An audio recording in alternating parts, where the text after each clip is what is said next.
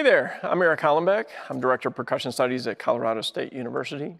In this video, I'm basically talking about the 2018 Colorado All-State Band and Orchestra audition material for Mallets. And we're going to start basically by looking at the etude on page 32, the recital pieces for Mallets by Garwood Whaley.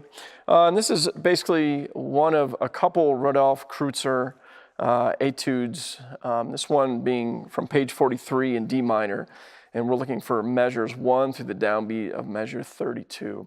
And they suggest that we play it basically at dotted quarter equals 54, which I think is a really good tempo to kind of take.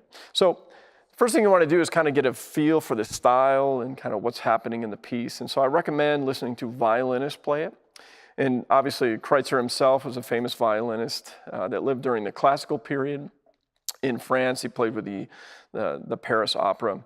And classical period pretty much goes from Bach's death in 1750 up to about 1820. And that period of time really kind of matches his life, primary kind of output during that time in Paris. So this etude was originally obviously written for a violin. You want to listen to a violin so you get an idea of how they kind of pace it, how they phrase it, and the overall sense of kind of tempo and feel for the piece.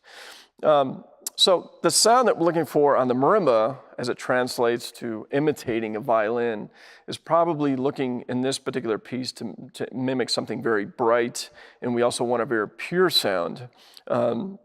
So therefore, there's a couple things. Obviously, we can talk about mallets, and the mallets I use are the Innovative Percussion 814s. Which are also known as the green Mark IVs, if you will. But the sound we get is really relatively bright compared to other mallets, and there's quite a bit of weight, which really works in the top end of the instrument to get, I think, a really pure sound from the instrument. So you want to play all the notes in the center of the bar. So as you're playing B flats, C sharps, which are indicative of the D natural minor and D harmonic minor that are used a lot in this piece, you really want to kind of move to the center, not play on the edge of the accidental bars, again, to get that pure kind of equal sound. So something you want to do in this piece is you want to imply the meter. It's very important. Obviously, it's kind of an etude, so we don't have a designation towards a dance, but it really feels like a Baroque jig to me. And jigs typically get emphasis on one of a dotted quarter. So 1, 2, 3, 4, 5, 6 being in 6/8 in this piece. So as you play this, you want to kind of lightly emphasize 1 and 4 of this piece. Now, that means basically as you play, you're going to end up doubling your left hand if you use 2 mallets. You can use 4 mallets or 3 mallets, but in particular in this piece, I've chose to use 2. And therefore, as I play it, I want to make sure that your left hand is going to end up doing. And that little figure right there, which is double stop, as you play that, you want to kind of make sure that's light and not too heavy. You don't really want to accent that heavily. So just be careful kind of how you handle that. And that figure right there, that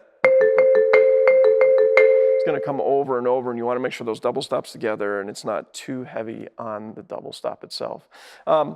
This piece, this etude actually goes through quite a few keys. We're talking about basically D natural and harmonic minor, G minor, E harmonic minor, and C major. So all those scales I would basically work on out of context so you get used to seeing those patterns.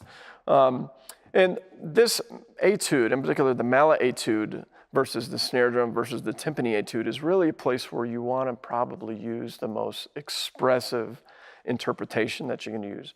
For the snare drum, you really want to play exactly what's on the page, very non-expressive. Same with timpani. Timpani, you can do a few inflection things that are in the music, but generally you want to make sure that you're, on the mallet etude, really inputting your own personality and your own sense of direction. You'll hear this in the violin parts, but generally as lines ascend, you can crescendo. As they descend, you can decrescendo. There's a lot of repetition in this piece, and it's pretty much written in 4-bar phrases. So therefore, a lot of times when things repeat, like basically measures 9 through 12, you can play that much softer than you did the first time. Anyways, you can kind of make up your own dynamics in it. And basically, it should be always moving dynamically to someplace within the 4-bar phrase. So hopefully my performance of it, you can kind of get that in it. But this is where you're going to be expressive versus the other instruments are a little less expressive. So take that opportunity to kind of give the judges that. So anyways, thank you very much, and enjoy working on this one.